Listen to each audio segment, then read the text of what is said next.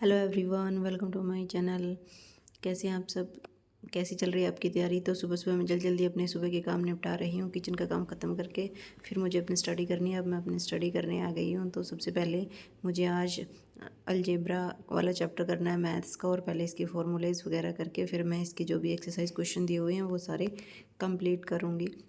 और आज मुझे ये चैप्टर कंप्लीट ही करना है।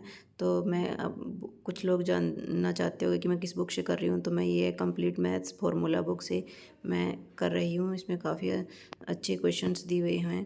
तो अगर देखो, इसमें बहुत सारे चैप्टर्स दिए हुए हैं, पर हमें अपने सीईटी के लिए जो चैप्टर्स करने हैं, तो कुछ स्टूडेंट्स को जानना होगा कि कौन कौन से चैप्टर्स करें कि जिसके उनका मैथ अच्छे से हो जाए। तो सबसे पहले इसमें डिजिटल सम दिया हुआ है, और दूसरे नंबर पे ज्योमेट्री आईपी करना है। मेंसुरेशन भी हमें करना पड़ेगा।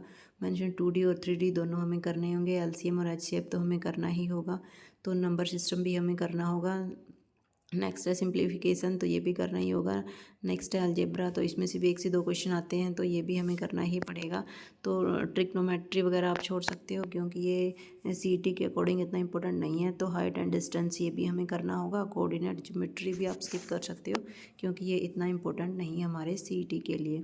तो नेक्स्ट चैप्टर देखते हैं इसमें कौन से हैं। तो नेक्स्ट चैप्टर जो है इसमें वो है परसेंटेज। तो ये भी इंपॉर्टेंट चैप्टर है, ये हमें करना ही पड़ेगा।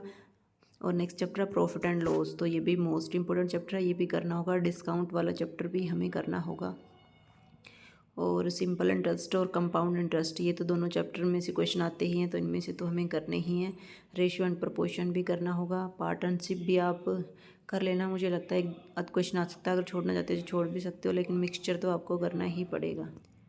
मिक्सचर और एलिगेशन, ये दोनों चैप्टर तो आपको करने ही होंगे, क्योंकि इनमें से क्वेश्चन आते ही हैं। तो नेक्स्ट हम देखते हैं मिक्सचर और एलिगेशन के बाद है हमारा एवरेज। एवरेज भी हमारा इंपॉर्टेंट चैप्टर है, तो इसे भी हम नहीं छोड़ सकते, ये भी हमें करना होगा। नेक्स्ट आता है टाइम एंड वर्क, ये भी मोस्ट इंपॉर्टेंट चैप्टर है। और आगे देखते हैं हम पाइप और सीजरन से एक आध क्वेश्चन आ भी जाता है, अगर जिसके पास टाइम है वो कर सकता है, लेकिन टाइम एंड डिस्टेंस का तो हमें करना ही पड़ेगा। ट्रेन के क्वेश्चन भी आते हैं, तो ये तो हमें करना ही पड़ेगा। नेक्स्ट हमारा बोर्ड एंड स्ट्रीम के भी क्वेश्चन आते हैं, तो ये भी हमें करना होगा। नेक्स्ट ये 2 चैप्टर आप छोड़ सकते हो, लेकिन इतने जो चैप्टर हैं हमारे, ये आप लोगों को करने ही होंगे अगर आपको अपने मैथ को स्ट्रॉन्ग बनाना है सीईटी के लिए। तो देखो, अगर हम काउंट करते हैं तो हमारे कितने चैप्टर बनते हैं? 1 2 3 4 5 6 7 8। तो 8 चैप्टर हमारे इस पेज पे होते हैं। 9 10 11 12 13 और 14 और एक 15 चैप्टर हो जाते हैं हमारे। 16 17 18 19 20।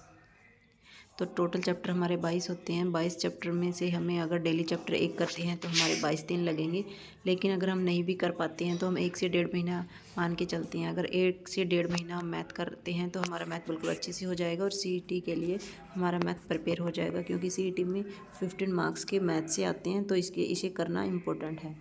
तो ये मैं तो ये सब कर रही हूँ, आप भी कर लेना।